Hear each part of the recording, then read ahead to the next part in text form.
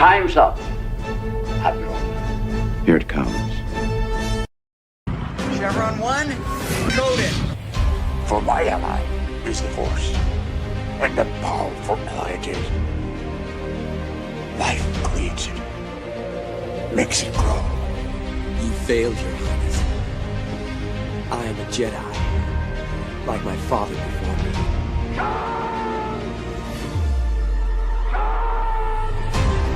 Cry hammer, and let's set the dogs of war. Chevron 2 included. Conan, what is best in life? Crush your enemies, see them driven before you, to hear the lamentation of the women. It's all in the reflexes. Paul also said you're heavy into martial arts, Tai Chi and all that killer stuff. I suppose we have to register you as a lethal weapon. Chevron 3 encoded. And somebody ought to belt you in the mouth. But I won't.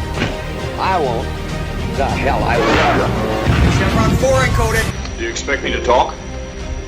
No, Mr. Bond, I expect you to die. Chevron 5 encoded. You take the blue pill. The story ends. You wake up in your bed and believe whatever you want to. You take the red pill. You stay in Wonderland. And I show you how deep the rabbit hole goes. Chevron 6 encoded. Come on, you can, monk boy. Great Scott. Back off, man. I'm a scientist. You shall not pass! I thought I'd die fighting side by side with Alf. What about side by side with a friend?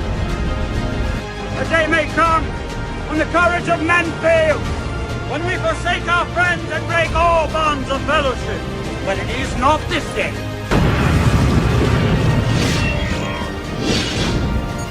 Chevron 7 is locked.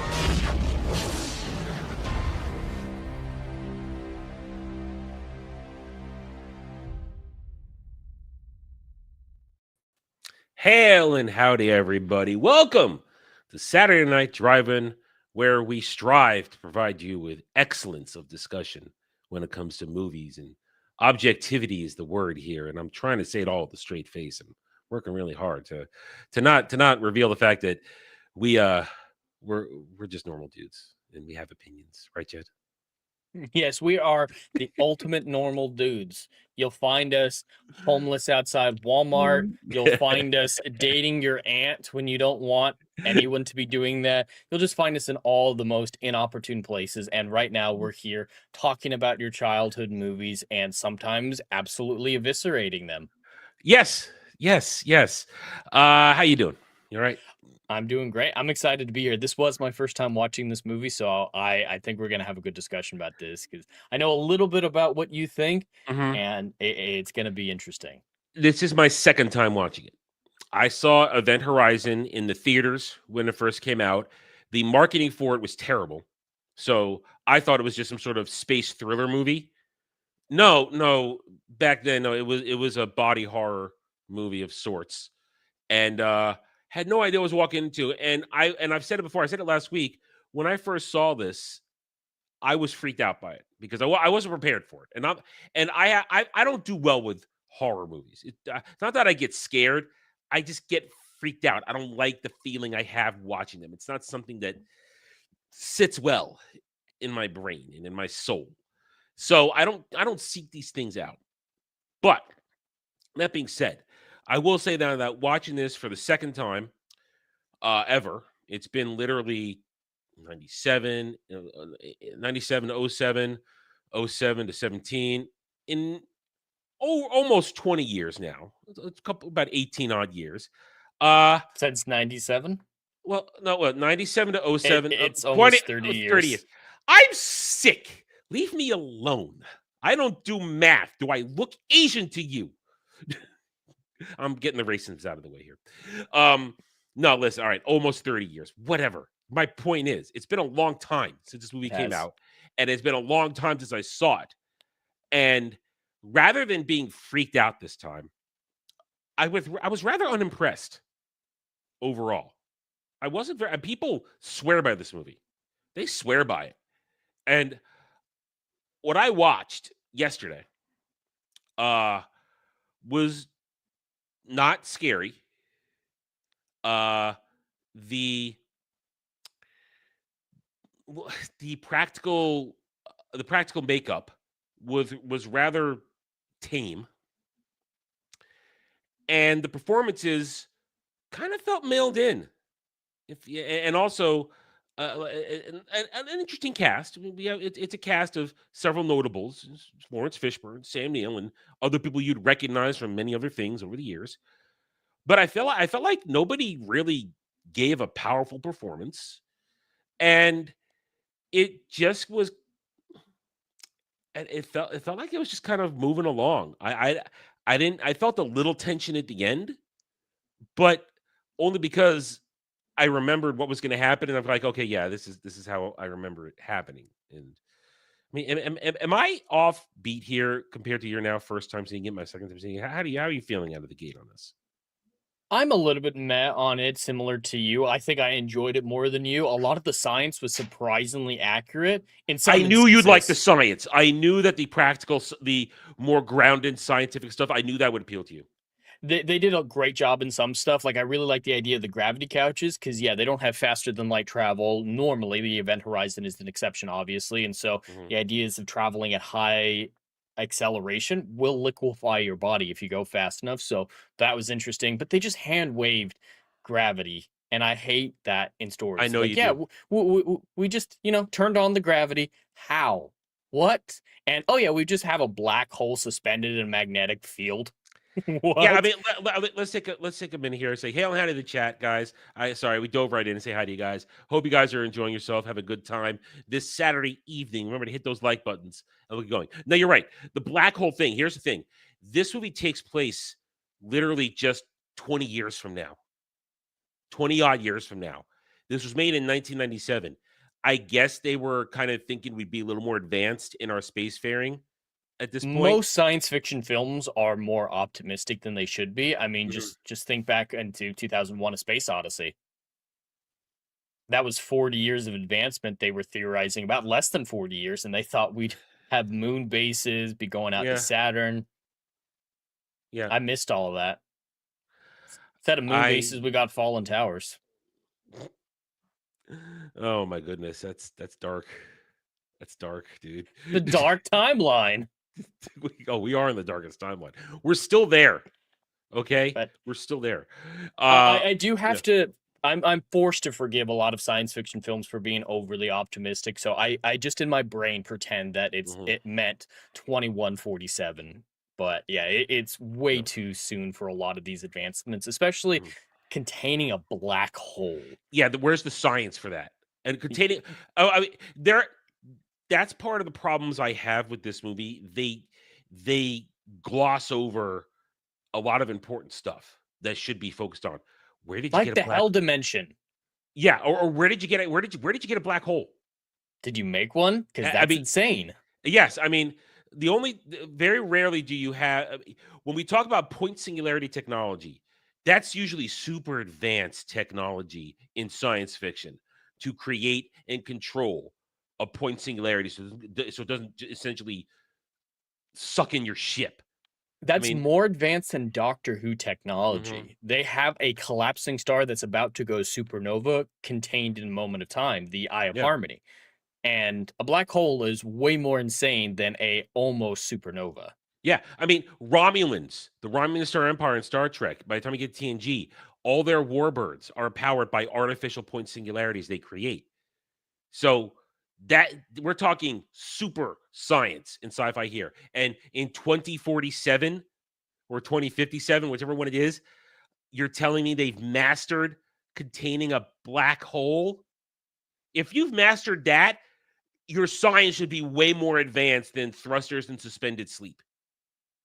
It Yeah, should be. there's a contradiction between the grounded science and the Yeah. balls to the wall insane Yes. silence, and it Pick a lane. feels incongruent. Exactly, pick a Pick a lane. lane. Yeah. The idea of a faster than light travel, the way that they explained wormholes, because that's essentially what it was, is creating wormholes. Mhm. That's all grounded in Einsteinian physics. They talked about relativity and posed some real concerns with relativity. We were mentioning at the beginning. Yeah, you did. Faster than light travel violates relativity, and that's only if you're accelerating. But if you're taking shortcuts like wormholes, like warp travel, it explains relativity in that sense. So there were clearly people who understood the science, but they threw out the science for the most important things, and so that left me, unlike anybody else watching this movie, rather conflicted on it.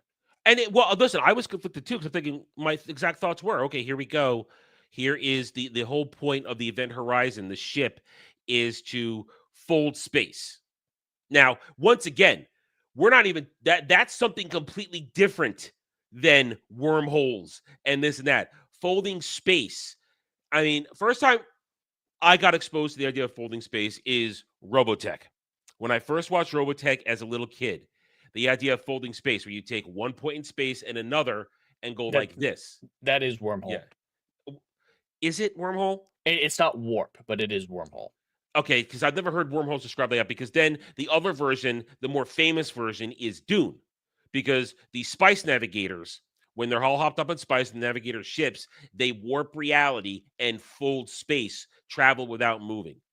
So there's no wormholes involved in that. It's literally just we pull space together, and then if we and when it realigns itself, you're in the new spot where you were. So folding space, as I always understood it, this is the first time ever I've heard it. Wormholes applied to folding space.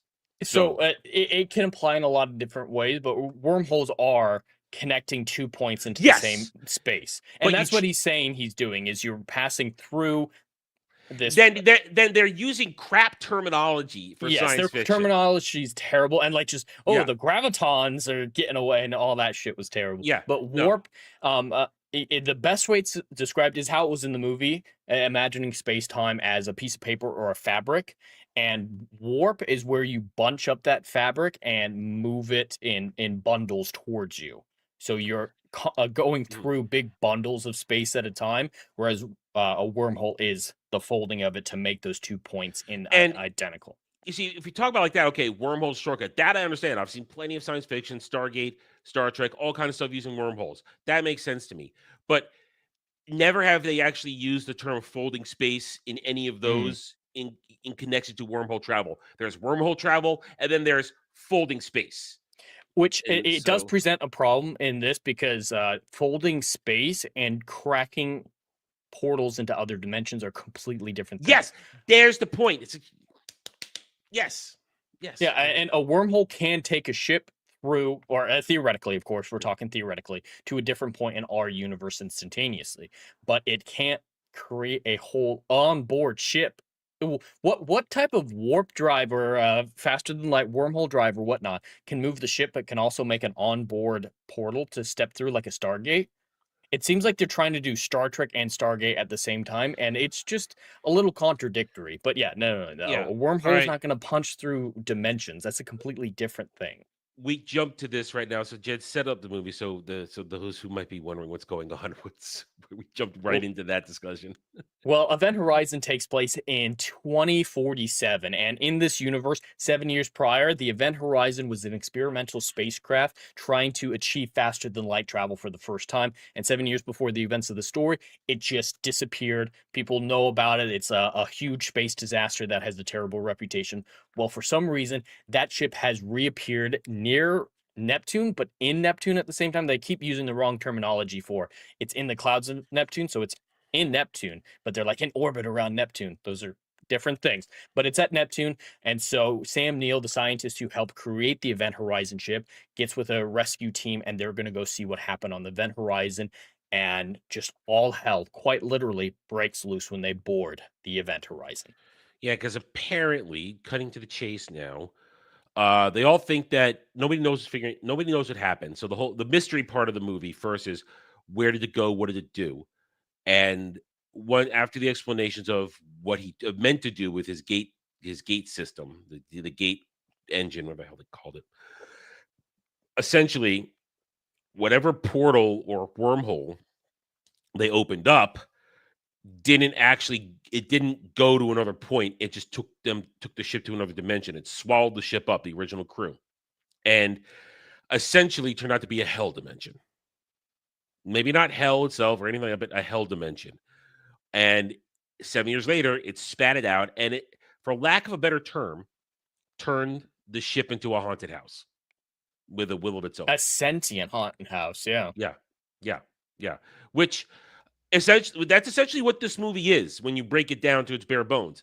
It's a haunted house movie in space, except the house is your murderer, or the house is the murderer until it co-opts Sam Neill to be the murderer in a very, what's the word I want, convoluted mechanism where There's some contradictory stuff going on with Sam Neill at the end. I mean, here's the thing. All right, so first of all, Sam Neill, both Sam Neill and Lawrence Fishburne, great actors. Sam Neill felt all wrong in this role to me. Felt all wrong. It didn't. I mean, I've seen Sam Neill do the heroic. I've seen him do the intellectual evil villain. I've seen him do the helpful character. This is a man who regrets his life because apparently, as the movie goes on, and it's some decent show and tell, you have to. It doesn't hold your hand. You have to pay attention to scenes. Apparently, he was a work-obsessed scientist who didn't see the signs that his wife was depressed, and she eventually Minecrafted herself, and he wasn't there. And she haunts his dreams, apparently.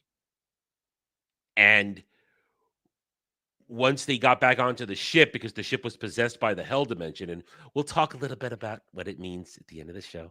Don't worry. I'm not going to gloss over that for those who might be wondering. Somehow it uses her spirit that is haunting his memories, for lack of a better term, to get in his mind and convert him to an avatar of its evil.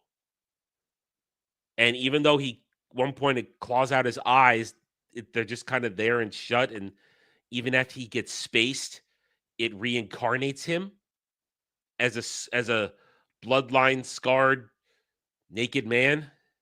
I hate that so much. It's such an underwhelming moment when he shoots the glass and he flies out into space, and you're like, oh man, he accidentally threw himself out the ship for a dumbass reason. And you realize he's coming back. It's like he's going to come back. It's just, and then he just shows back up naked, scarred, covered in blood with his eyes back. How did the ship wanted him back. That's the explanation. The ship brought him back.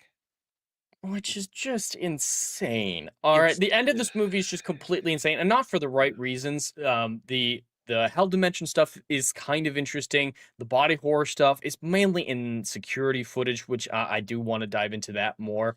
And then it just kind of resolves in a very predictable manner. The end of this movie is just totally predictable. I mean, so essentially now the bulk of the movie, it's only an hour 35 minutes, so it's not a long movie. For whatever it is, it's a tight movie. It doesn't waste any time. It moves along at a gradual, natural pace as the tension builds, as the ship starts to mess with the crew members' minds, literally creating phantasms that can hurt them, and make them hurt themselves, and eventually kills most of them off one by one, or sets them up where Sam Neill can kill them after he's been supercharged with its demonic energy. He got superpowers from it. He got super strength for sure. Yeah, because he grabs Lieutenant Chick by the throat and just goes whoop, just throws her against the wall, and apparently has the ability to steal a gun from, because Lawrence Fishburne puts down the spear gun at one point and it goes to reach for it, and it's gone. Here's the problem. Here's the problem with this: the rules are not established for what are the limits and what are the exact abilities of the ship, and then possess Sam Neill. There has to be rules that we're playing by. I mean, perfect example. It's not a good movie, but have you seen the movie 13 Ghosts? I haven't. Okay, that's a real body horror. Maybe we should do that one for next week. Maybe that one. I have thought of them, and I'll decide after the show. We could. It's not a good movie, but it's definitely body horror, scary movie. It's got super body horror, but the rules of that movie are very clear. Of that haunted house, it's a haunted house movie essentially. It's very clear, very set. There are no rules applied to this ship, and that bothers me. It's as though, okay, it's so open, we can do whatever we want. It basically makes an entity. I hate it when you have an entity that's unbeatable. When you don't assign the rules to the game, limitations. It's unknowable even. Yeah. So maybe it's beatable. I mean, I guess they blow it up, so that's kind of beatable. Oh, but well, yeah, no. At the end, it's like, oh no, it's still possessed in the part that got away. Because yeah, she's still seeing Sam Neill. but the door's so closing. It looked like locking them in. I don't know. And no, I agree. It's not clear in a lot of the things that need to be clear. And it kind of feels like they wanted the horror element is they focus too much on that. It's like, ooh, it's scary to not know what's going on. Yes, but that doesn't make it a good movie. This would have been better if they dialed back the horror and made it a suspense thriller movie. I agree, because the gore isn't all that intense. It's mostly security footage, and a lot of the gore makes sense, like the Blood Eagle scene with Jason Isaac. That was a really good body horror moment, but it was very short. And then there were moments where it didn't make any sense, like when the short-haired woman fell in the gateway room and she just exploded like a pop balloon. That was weird. That didn't make sense. That was just, oh, we want lots of blood for reasons here. And there was a lot of moments like that where it's like, all right, how can we make something artificially scary or gory, even if it doesn't make sense? You bring that up, and that connects to my next statement. A lot of this cast, you just mentioned Jason Isaacs is in this movie, wasted. Wasted. A great actor, wasted. Doesn't really get to do much. Honestly, once again, you're wasting your time with a horror movie with a pretty bloated cast. There's too many people in this movie who don't have enough story to them for me to get invested. Because part of the reason you get invested in any sort of horror movie when people start getting knocked off is you get in the first act, you get tied enough to them that you get invested in their deaths. I'm not invested in anybody's deaths. Oh no, this lady divorced her husband and she's sad she can't be there for her kid because they had this last minute mission. I don't care.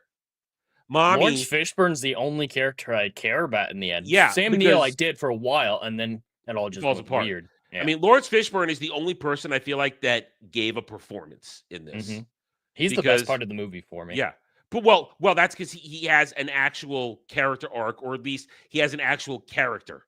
And I'm going to protect my crew. I'm going to protect my ship. Nobody gets left behind.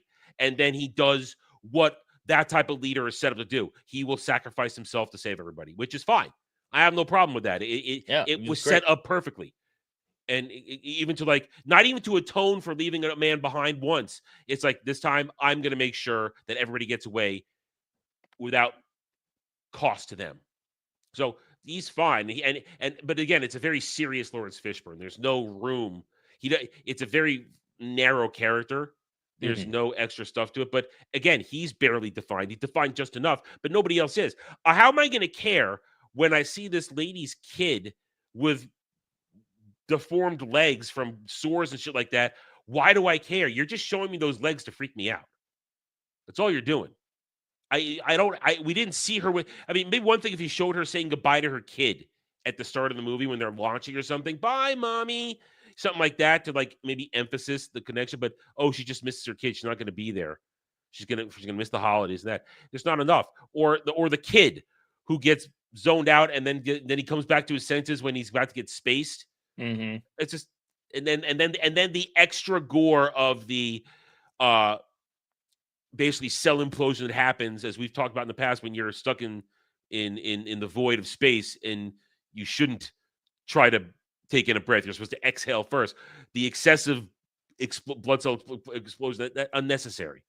That scene was fairly scientifically accurate. I loved a lot of that, focusing on breathing out, going into a tight ball to keep in body heat, keep your core organs a little bit warmer. At least they talked about it. His emotions and his thought process wasn't strong at that point, but they gave a good reason for everything. They explained the science of it really tightly, and Lawrence Fishburne's survival or rescuing him is believable. The eye gore just the blood pouring from his eyes is not all that realistic. But I did like that his eyes were in pain and his ears in pain initially because it was a slow drop in pressure. And just like when you fly in an airplane, you notice the change in pressure in your ears first. So that aspect of it was fairly scientifically accurate, and I really liked it. But yeah, just going overboard with the blood in a scene that didn't make sense. Like that's not what would happen. You wouldn't just pour blood out your eyes. And it's not a 40K prequel, Alf. Your video doesn't mean shit.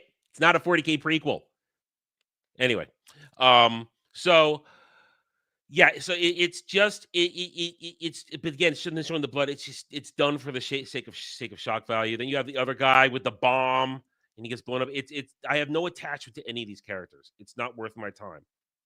And then the comic relief black dude. I'm here. Oh no, don't shoot me. What are we doing? Dude, he got launched off the event horizon when the Lewis and Clark blew up, right? And it's like, all right, that makes sense. Great. And he's got to make his way back, venting his air tanks. Makes sense, even though he doesn't have enough air later on to do everything he does.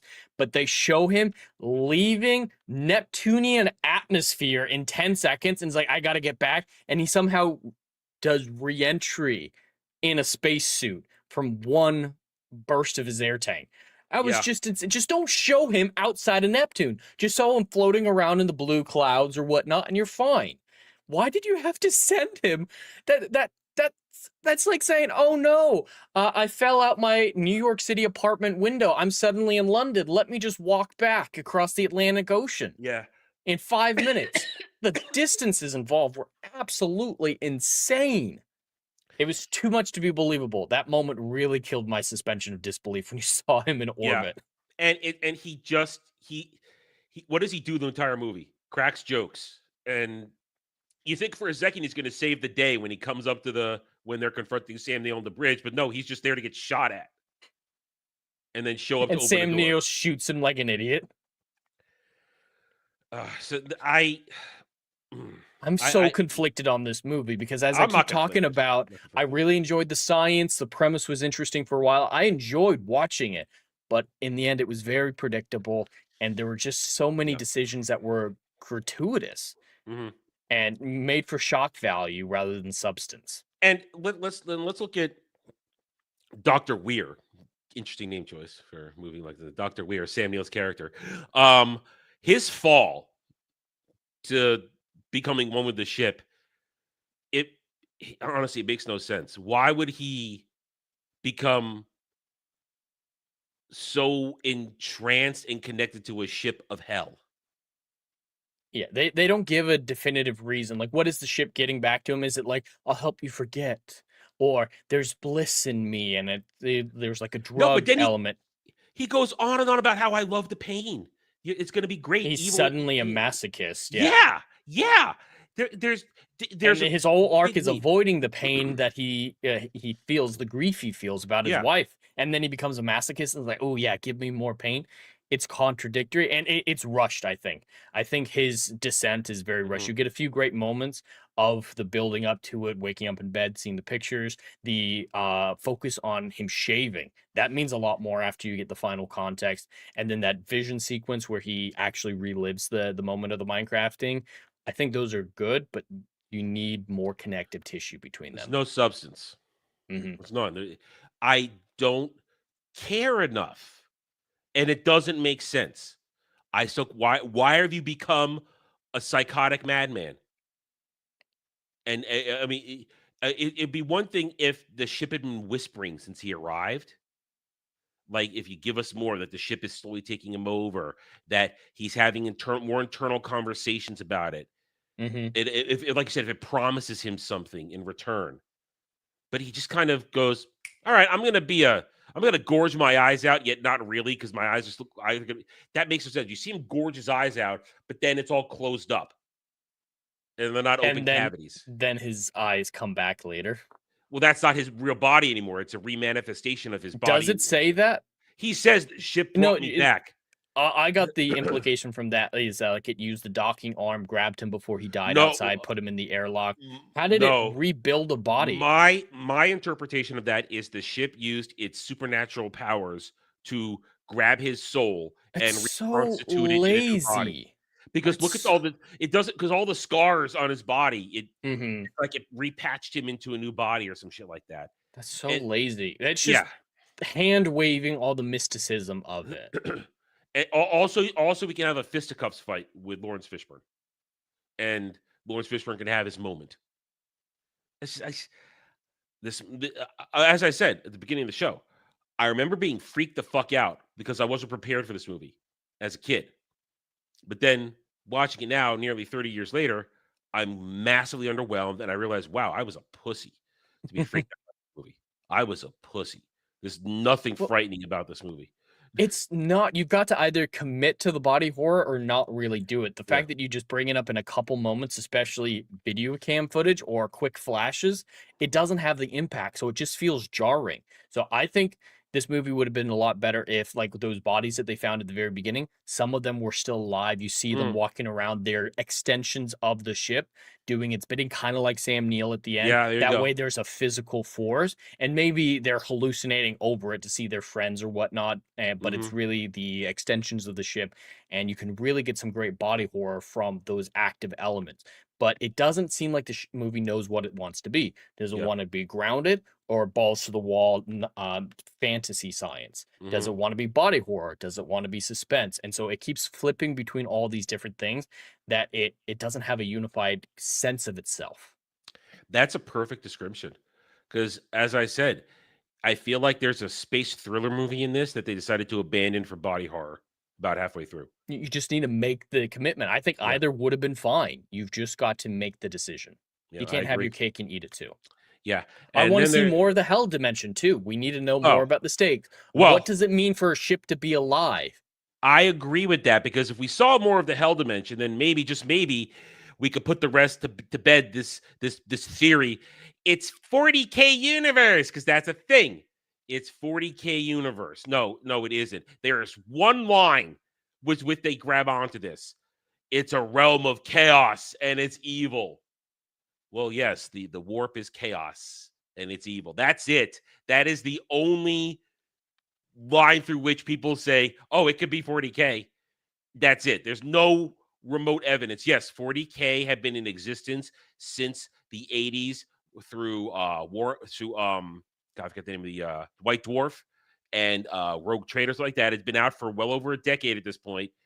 But I don't see the influence there, especially because if it was influenced by 40K, then there would be more influence of, say, which chaos god would have been influencing the Event Horizon, because it doesn't follow the rules of chaos possession.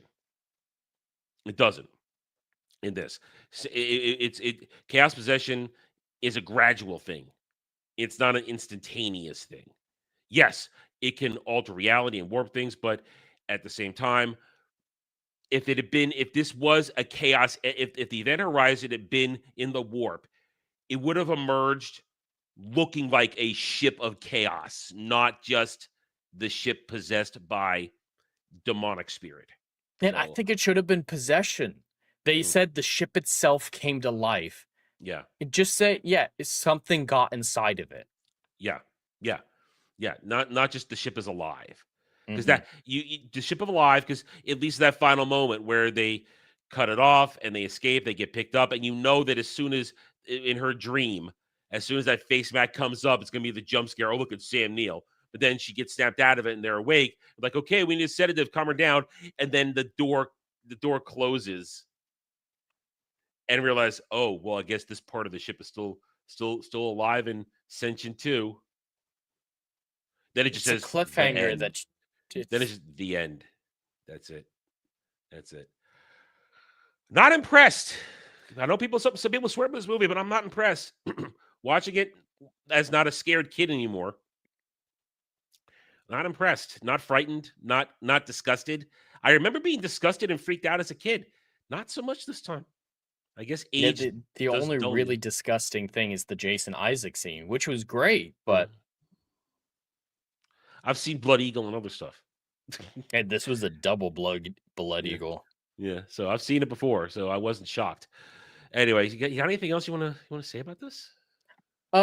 There's a couple things. There's one scene in particular that I want to highlight. It's my favorite scene in the movie. Okay. I love the moment where Lawrence Fishburne sits down with Jason Isaac, two of the best actors of their era, and he explains. Lawrence explains the loss of a former crewmate and the fire. That moment, just his acting is top notch. I can feel his grief in its subtlety, and the idea of talking about fire and zero gravity. That gets my science element. So it's good story. And it was very good and performance. descriptive. That was very good descriptive moment. And the science was accurate and intriguing. The idea of fire being like a liquid in zero gravity, moving in waves, feeling a little bit amorphous, like there was a life of its own, like tying into the hell dimension stuff. That was a great moment, and it had nothing to do with the CGI, the special effects. It was just Lawrence and seeing Jason's reactions to all of this. That's by far my favorite scene in the movie, and it facilitates his entire arc, Lawrence's entire arc. That I don't love how it's paid off with suddenly there's an actual fire dude who it's the fire is again real. Why is over the the top. fire real? Yeah. There needs to be a physical manifestation. That's the thing. We don't know the rules of the ship. Are these real hallucinations, or are they all in your head making you do shit to yourself? Or is it a hallucination overlaying reality? Let's say, okay, the ship has fire systems in it for whatever reason, for decontamination or something like that. So it's using those systems and then overlaying a hallucination. So there's real damage with a fake cause. Just something like that. Make it clear what the ship's abilities are. Are the ship's abilities just what the ship can normally do, just with this evil entity controlling those decisions, or is it able to warp reality? If it's able to warp reality, why didn't it just turn off the bombs or eject the bombs? Or we need clear understandings for all of this, and we just don't get it. So the emotional payoff of the scene that I loved is flat for tacky. me because it's tacky. It ends up being tacky just to have that flaming dude. Skin melting, all that kind of stuff. It's like, yeah. I like the idea of him facing his fear in that moment as the ship's last final defense. It's like, all right, throw his worst trauma at him because I've been in his brain, and he overcomes it. And have him like take a deep breath and walk through the flaming dude because he knows it's not real. And just have him confront it that way. But the movie can't decide what's real, what's not, how anything works, and so it just becomes a muddled mess of contradictory elements. I agree entirely. I have nothing really to say. I mean, if you hadn't brought this up, I never would have watched this movie again. So I have nothing to really. I've harped on everything I want to harp on, honestly. So is there one more thing I wanted to say? Do you have anything to say about the music? You normally like to. Forgettable. No, out of place. The opening music, very out of place with this movie, and then the closing music, very out of place, very jarring, very techno rocky a little bit. It's like, yeah, you know what? I'm not feeling it. And then the rest of the movie is just kind of scene music. There's nothing that stands out to me. Okay, you put a gun to my head. I couldn't hum a single note to this movie right now. Gun to my head, couldn't do it. Nothing memorable. Yeah. So, Event Horizon. If you like it, that's great. But I found it, as someone who is not into this genre, I find it rather underwhelming. And to have it come back to me again these many years later and realize, wow, I was freaked out by this. Yeah. All right, Jed, it's your week. If you want, you can go ahead and score it. Okay, perfect. So yeah, I did enjoy this movie a fair amount. I will happily rewatch it at some point. And there were things about it that I love. The science aspect, they tried. And that's always what I appreciate, is putting in the effort to make it accurate. Sometimes they did, sometimes they didn't. One thing we didn't mention is the idea that their chairs, especially the captain's chairs, hang from the ceiling and move ungimbaled with all the turbulence and the potential loss of gravity. That's great. They thought about these things, and I appreciate that a lot. It has a lot of intriguing elements, but that third act is where it just all falls apart for me because they can't decide what it is. So with all the flaws that we mentioned previously, even with my little bit of enjoyment of the characters and the science, I have to give this a 6 out of 10. Okay. I'm actually going to rate it slightly higher for the simple fact that I think the movie at least understood, let's not make this a long movie. Let's keep it short and tight, hour 35 minutes. good cast, even though a little miscast here and there, but everybody mails in the performances, but they're not bad performances. They're just kind of mailed in. Lawrence Fishburne's the only standout, really. Sam Neill just Mailed feels in by awkward. greats. Yeah, mailed in by greats. Great way to put it. Mailed in by greats. The set design and production value is very high. The sets look great. Even though we feel like they are a little overdone with the practical body horror stuff, it looks good. They didn't cheap out on it. It just feels, again, half-assed at times. The story does make sense up to a point, but again, with, as you said, pick a lane, decide what you're going to be, and have rules. So I'm at 6.5 out of 10. I was at a 7 when we started, but now I'm at 6.5 because we're basically finding the same faults here. So there are just so many better films in this genre. You want horror, watch Alien. If you want body horror, watch The Thing. There are better things out there. But I give it its props for a well-made movie overall. It just, to me, it doesn't.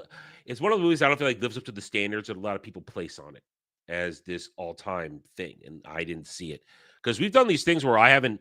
If something has been for me plenty of times, and I've been saying, yeah, I didn't like this, but I can objectively give it a much higher score because I see where it lands for those that love it, and I don't think this movie lands in the end. Honestly, I don't think it earns its place right now. I just don't. But that's it. All right. So next week, the end of October, the last spooky season. I'm at 2 movies right now. I thought of one while we were doing this, and then I mentioned it, another one, and they both fall in the category. Both have very heavy duty practical effects. One is not so much body horror, but dysmorphic horror is the way I would put it. So on the one hand, I've heard the movie Nightbreed? It's a very niche 80s supernatural little body horror stuff in there, at least with the creatures, the Nightbreed themselves. Not a great movie by any means necessary, but it has some thoughts. It would have been great if they continued. They didn't continue in comics at one point. Or we've got the Tony Shalhoub vehicle, 13 Ghosts, which is also has, I believe, Jeffrey Rush in it as well, if I remember correctly. So that has a good cast to it too. I think, why don't we go with 13 Ghosts? Why don't we go with 13 Ghosts? Not a great movie either, by any means necessary. I've seen it a couple of times. If it was not October for Halloween, I wouldn't even choose it. But I want to throw something else out there, end the month on it. I don't want to break the we're doing. So I think you'll agree the practical effects are pretty good. We're probably going to tear it apart, but it is fun to tear apart a movie. I'm not putting out this movie because I think Jed's going to enjoy it because I don't particularly enjoy it, but I need something to round out the month for spooky season movies. And I like Tony Shalhoub. I like Jeffrey Rush. There is there's naked body horror in this, so there's that. And also I think what's her name? Chick from I suddenly forgot her name. Took her tits out in American Pie. Just forgot her name. Well, everybody will know who she is. I totally forgot her name. She's in it too, as the daughter of Tony Shalhoub. So it's another one of movies with like good dad, conflicted stuff like that. It's got some good elements to it. Good actors in it that are probably underused. Another one of those, but I'm sure we'll rip it apart quite nicely. But it will have does have good special effects and good body horror. I'll give it that. All right, so we'll do 13 Ghosts for next week to round it out. So thank you, one and all. I'm just going to say this since we don't generally do it during the show. I see you, Dom. I see you. You're not banned. You're not banned, Dom. I see you. So there you go, guys. Thank you, one and all, for joining us today. If you had a good time, remember to hit those like buttons, subscribe to the channels, and we'll see you next week as we round out spooky season. So until then, take it easy, everybody.